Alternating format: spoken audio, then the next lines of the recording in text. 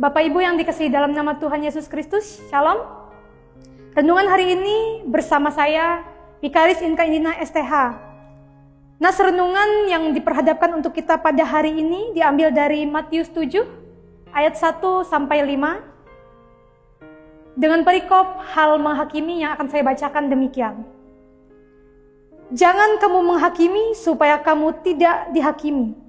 Karena dengan penghakiman yang kamu pakai untuk menghakimi, kamu akan dihakimi dan ukuran yang kamu pakai untuk mengukur akan diukur padamu.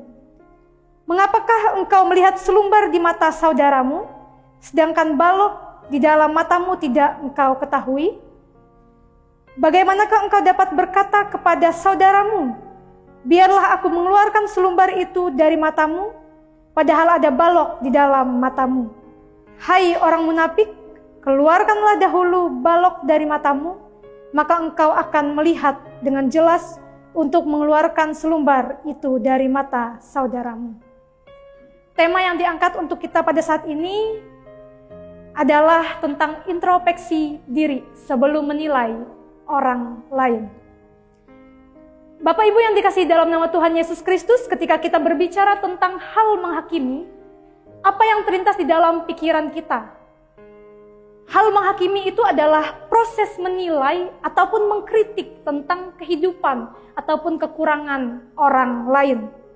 Ketika ditanya, Bapak Ibu lebih suka untuk dihakimi atau menghakimi? Jelas, semua orang pasti lebih suka untuk menghakimi daripada dihakimi. Karena dihakimi seringkali membuat kita sakit hati. Tapi kalau kita menghakimi orang lain, itu akan membuat diri kita merasa puas atau ada kepuasan dalam diri kita ketika kita menghakimi orang lain. Nas yang dibacakan untuk kita pada saat ini merupakan salah satu nas dari sederetan khotbah Yesus di bukit. Alasan khotbah Yesus tentang hal menghakimi ini muncul karena pada saat itu ada banyak sekali orang-orang munafik yang suka untuk menghakimi sesamanya dan menutupi kesalahannya dengan cara menilai orang lain. Pada saat itu Yesus memperingati orang-orang yang suka menghakimi, dan Yesus mengatakan, khususnya dalam ayat yang pertama dan yang kedua, Yesus memperingatkan orang-orang munafik pada saat itu. Manusia cenderung lebih sulit untuk melihat dan menilai kekurangannya sendiri. Ia lebih suka dan lebih peka dalam melihat dan menilai aib ataupun kekurangan orang lain. Adapun beberapa sikap ataupun sifat orang yang suka menghakimi itu yang pertama, Bapak Ibu. Yang pertama adalah setiap hal yang dilakukan oleh orang lain itu cenderung terlihat salah di matanya. Seakan-akan tidak ada yang benar. Yang kedua, orang yang menghakimi adalah orang yang suka mengkritik, menilai dan terus menilai tentang kehidupan orang lain.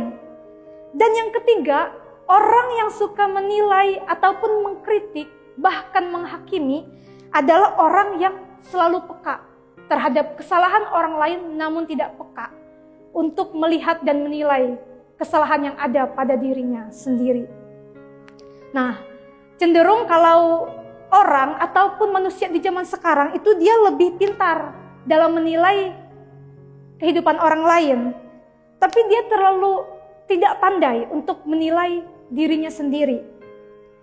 Kebanyakan orang itu bisa menilai orang lain, tetapi dia tidak bisa berkaca tentang kehidupan ataupun kekurangan yang ia miliki. Seakan-akan hidupnya lebih sempurna daripada orang yang ia hakimi. Lalu Bapak Ibu, apa yang bisa kita ambil? Pelajaran apa yang bisa kita tarik dari ayat nas yang sudah kita bacakan bersama pada hari ini?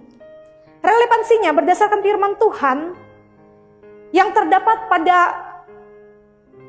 ayat yang kelima yang akan saya bacakan sekali lagi untuk kita semua, Bapak Ibu. Hai orang munafik, keluarkanlah dahulu balok dari matamu, maka engkau akan melihat dengan jelas untuk mengeluarkan selumbar itu dari mata saudaramu.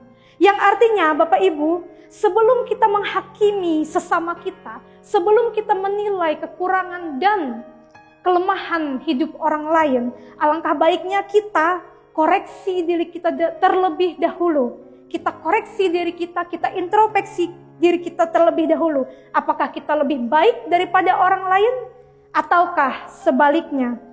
Introspeksi diri itu penting Bapak Ibu. Karena apa?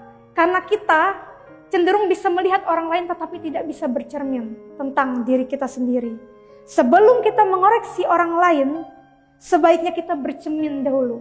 Sebaiknya kita introspeksi diri dahulu, menilai apa yang kurang dalam diri kita dan memperbaikinya. Kiranya firman Tuhan pada saat ini dapat membangun dan dapat menjadi penuntun bagi hidup Bapak, Ibu, saudara sekalian dan saya pada saat ini. Tuhan Yesus memberkati kita melalui firman-Nya. Amin. Kita akan masuk dalam doa syukur. Mari kita berdoa. Ya Allah Bapa yang bertahta di dalam kerajaan sorga, yang kami sembah di dalam nama Tuhan Yesus Kristus. Terima kasih Tuhan atas renungan, bahkan firman-Mu yang dapat kami dengarkan dan dapat kami pelajari pada hari ini. Kami bersyukur Tuhan atas segala sesuatunya. Kami bersyukur atas berkat-Mu yang senantiasa melimpah di dalam kehidupan kami. Berkati kami melalui firman-Mu ya Tuhan, agar kami dapat bertumbuh, berbuah, serta berakar di dalam Tuhan Yesus Kristus. Ini kami ya Bapa, dalam setiap kekurangan dan kelemahan kami mau berdoa.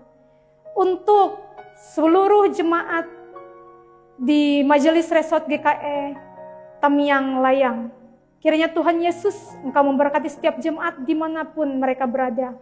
Dalam setiap proses perkembangan, pembangunan, rancangan rencana ataupun harapan ke depannya. Biar Tuhan Yesus memberkatinya dari sekarang sampai selama-lamanya. Ini kami Tuhan, dalam setiap kelemahan kami ingin berdoa. Biarlah Tuhan kuatkan gereja kami. Biarlah Tuhan kuatkan setiap jemaat kami. Agar kami dapat menjadi terang dan garam bagi dunia ini. Berkati kami Tuhan, tuntun langkah kami. Kami yakin dan percaya karena pertolongan Tuhan, kami bisa melakukan segalanya. Di dalam dan oleh Yesus Kristus kami berdoa dan bersyukur. Amin.